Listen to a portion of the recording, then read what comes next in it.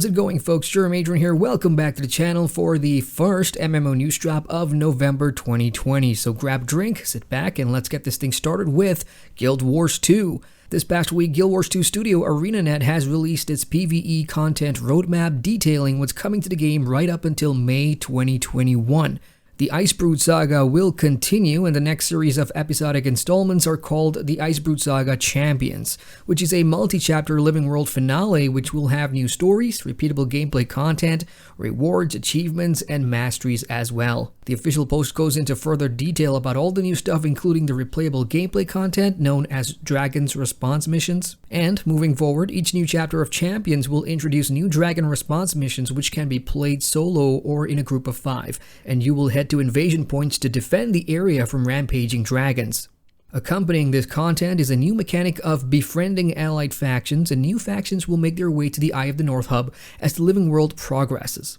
You will train and build trust with these new factions who in return will lend you aid in your Dragon Response missions. To me, these do sound like camouflage reputation style grinds, which we'll discuss in a later date, but for now, know that the first new chapter called Truce will go live this month on the 17th of November. Well, that's good news for the PvE division, not much for PvP and World vs. World, and there's also bad news because ArenaNet are delaying the Steam launch for Guild Wars 2 this month indefinitely, choosing instead to focus on current development of the End of Dragons expansion, so that's kinda unfortunate.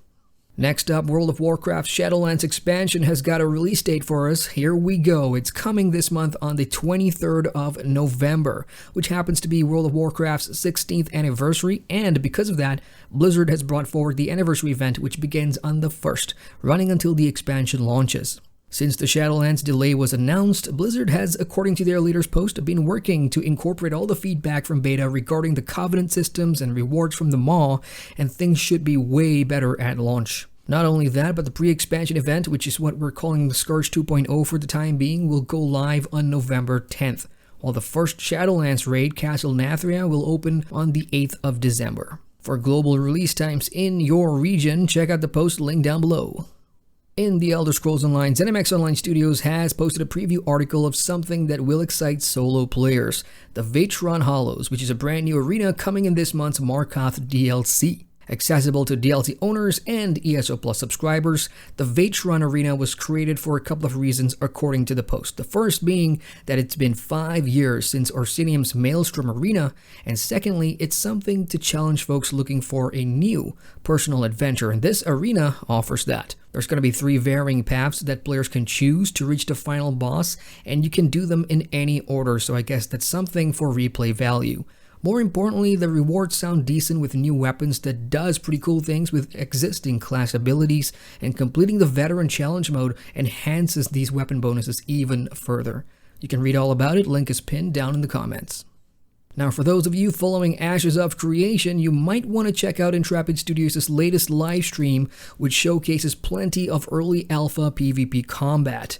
If you missed it, it does offer a pretty in-depth look at how things will play out as 2 teams fight over the Caravan system, and you'll get a good look and explanation about the current PvP balance in addition to combat visuals and animations, which they note are just placeholder for the time being, to be further tweaked based on your feedback, of course. It's an interesting watch, especially if you care about how PvP will play out in Ashes, so do check it out. Moving on, we've got news from Elyon, aka Ascent Infinite Realm, out of the blue this week. I did see their official Facebook page update a whole bunch of things and was anticipating some big announcements, and we have it. Elyon will be releasing in South Korea officially come the 10th of December, with North American and EU launches to follow at a later date. This breaks the months of silence ever since their Korean showcase of the revamps and the rebrand months ago, but they haven't really shown us anything lately that we didn't already know from the trailers and previews that exists, so there's not much to add or talk about here. I'm personally still convinced that the game needs a whole lot of work in the foundation levels, but that's a discussion for another time. So, who's looking forward to it? Let me know.